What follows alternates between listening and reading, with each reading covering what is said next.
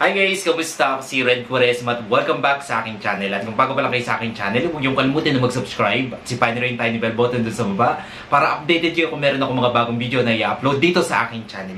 Para sa video ito, another reaction video na naman ang gagawin ko. So magre-react nga ako guys dito sa trending video na naman ni Tanya Alob.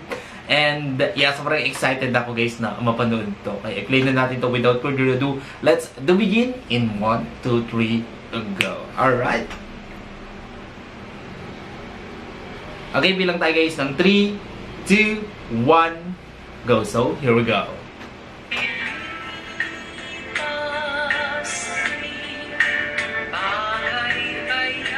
Dali lang.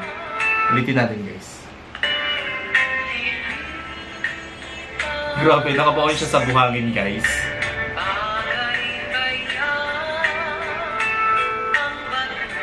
Grabe, ang hirap kumanta ng ganyan. Ang ganda ng boses niya, no?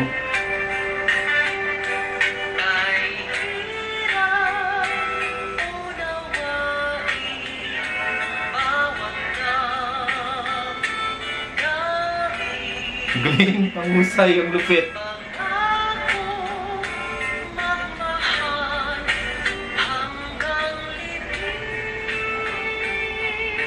Grabe yung boses, ang ganda, ang sarap pakinggan.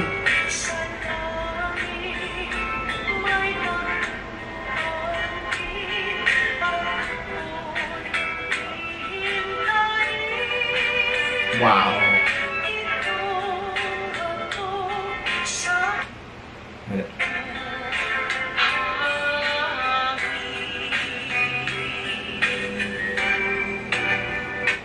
Ang galing, no? Isa pa.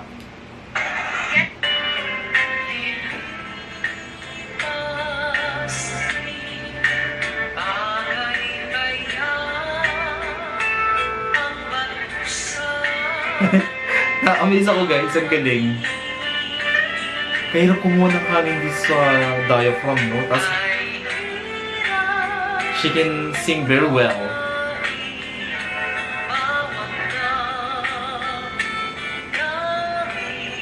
Kakaiba? Wait lang. Ang ingay. Ang ingay ng dubaan. Oh my god, it's giving me orgasm sound. Ang linis niyang kumanta.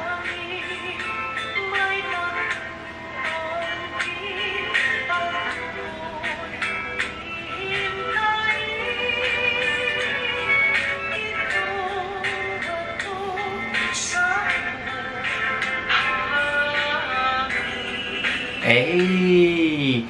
To be honest guys, sobrang ganda ng boses ni Tanya Alob, no? Yung diction, sobrang clear. And ang sarap pakinggan ng boses niya, no? And yun, napakahusay na singer. Tignan nyo naman guys, kahit nasa, ang tawag dito, nakalubog siya sa buhangin. Grabe, nakakakanta pa rin siya ng napakaganda, di ba? Napakahusay, napakagaling talaga ni Miss Tanya Alob. Sobrang na-appreciate ko to. Ang husay niya. And to be honest guys, lahat ng video na mga cover song niya na napapanood ko, sobrang na-amaze ako sa boses niya. Napakaganda kasi ng voice tone niya. And yeah, talagang talented siya. Panoorin nyo guys yung mga video ni Miss Tanya Alob. Ang dami niyang mga cover song doon. Talagang ma-amaze kayo sa kanyang husay sa pag-awit. Alright, kung nagustuhan nyo to guys, bigyan nyo ito malaking likes. Mag-comment kayo kung meron kayong mga request na video na pwede kong gawin dito sa aking channel. You know, bye po!